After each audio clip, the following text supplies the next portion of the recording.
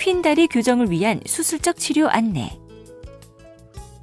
성장에 따른 다리 형태의 변화. 정상적인 다리는 대퇴골두의 중심의 선과 족관절의 중심을 연결하는 직선이 무릎의 정중앙을 지나게 됩니다. 이에 비해 무릎이 외측으로 벗어나면서 양쪽 무릎 사이가 벌어지고 발목이 붙은 O형 다리를 내반슬이라고 부르고, 반대로 무릎이 내측으로 들어오면서 양쪽 무릎이 붙고 발목 사이가 벌어진 X형 다리를 외반슬이라고 부릅니다.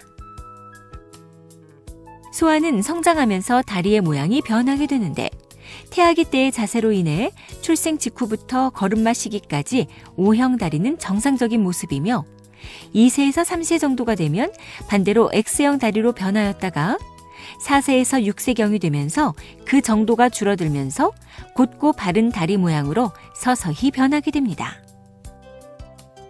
하지만 모든 휜다리가 정상적인 성장 과정은 아니며 2, 3세가 되어서도 계속해서 O형 다리를 유지하고 있거나 성장하면서 O자형 변형이 점점 더 심해지는 경우에는 이상을 의심해야 하는데, 특히 아기가 10개월 전에 걸음마를 빨리 시작하거나 비만 아이인 경우, 또는 한쪽 다리만 유달리 변형이 휜 정도가 심한 경우에는 전문의의 진찰을 받는 것이 좋습니다.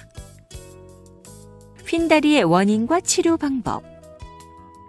비정상적으로 휘어진 다리는 그 원인에 따라 적절한 치료 방법을 선택해야 하는데, 소아청소년기에 다리의 변형을 일으키는 병적 원인에는 유아기 경골내반증, 영양결핍성 구루병, 국소 섬유연골 이형성증, 다발성 골단 이형성증 등이 있습니다.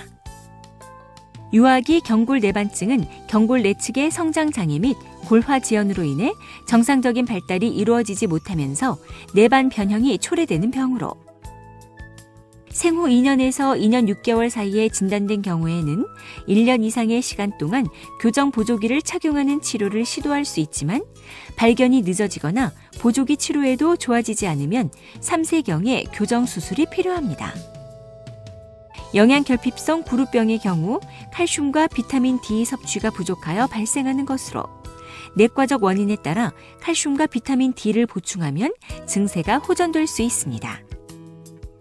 그 외에 희귀한 뼈의 질환들은 각 질환의 특성에 맞는 치료 방법을 선택해야 합니다. 한편 매스컴이나 인터넷을 통해 여러 가지 교정기구나 운동기구, 마사지, 운동요법 등이 광고되고 있으나 의학적 근거가 부족하여 불필요하게 시간과 돈만 허비하는 경우가 많기 때문에 정형외과 전문의의 진료를 통해 정확한 진단과 치료가 이루어지는 것이 중요합니다.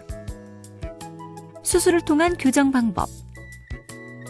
사춘기가 될 때까지 다리가 심하게 휘어있는 경우, 특히 무릎의 종잡뼈가 외측으로 기울어질 정도로 무리가 가는 경우에는 적극적으로 수술을 고려할 수 있습니다. 영어로 패치라고 불리는 경피적 골단판 통과 나사못 삽입술은 피부를 통해 골간단에서 성장판을 통과하여 골단까지 나사못을 삽입하여 다리의 성장 속도를 조절함으로써 휘어진 다리를 교정하는 수술 방법입니다. 수술은 외래를 통한 수술 또는 입원을 통한 수술 모두 가능하며 환자나 보호자의 개인 상황에 맞게 선택할 수 있습니다. 수술은 전신 마취하에서 이루어지고 마취로부터 회복된 후에는 곧바로 일상생활이 가능하며 수술 후 2, 3일간은 통증이 있을 수 있습니다. 삽입된 나사못은 방사선 촬영을 통해 다리가 곧아지면 제거하는데, 구체적인 제거 시기는 환자마다 다를 수 있습니다.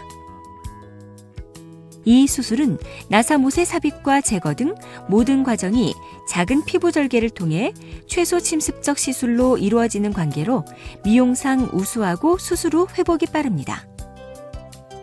하지만 개인마다 성장 패턴이 달라 증상이 다시 재발되는 요요 현상이 나타날 수 있기 때문에 전문의의 진료를 통해 적절한 수술 시기를 결정하는 것이 중요합니다.